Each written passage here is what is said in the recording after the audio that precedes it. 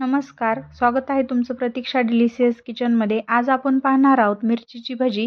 बाहेर पाऊस पडत असताना काहीतरी चटकदार खाण्याची इच्छा होते.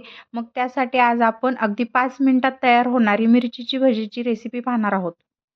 त्यासाठी इथे मी मोठ्या आकाराच्या आणि चवीला कमी तिखट असणाऱ्या मिरच्या घेतलेल्या आहेत. त्या आपण स्वच्छ पाण्यामध्ये धुवून घ्यायच्या आहेत.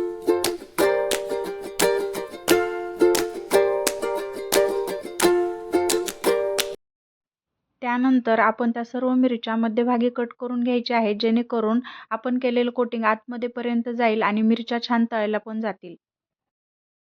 अशा प्रकारे सर्व मिरच्या कट करून घ्यायच्या आहेत. त्यानंतर आपण भजीसाठी लागणारं कोटिंग तयार करून घ्यायचे आहे. त्यासाठी इथे मी बेसन पीठ घेतलेलं आहे.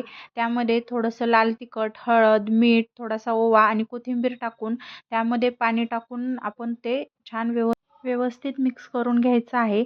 कन्सिस्टन्सी तुम्ही पाहू शकता. त्यानंतर आपण सर्व मिरच्या त्यामध्ये बुडवून डिप करून आपण त्याला तळून घ्यायचं आहे.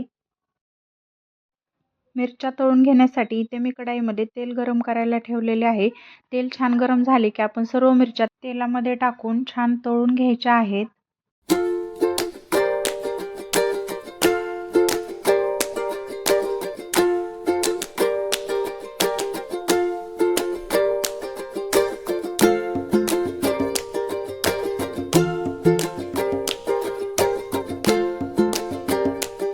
अशा प्रकारे मंद आचेवर आपल्याला सर्व मिरच्या अगदी क्रिस्पी होईपर्यंत तळून घ्यायच्या आहेत.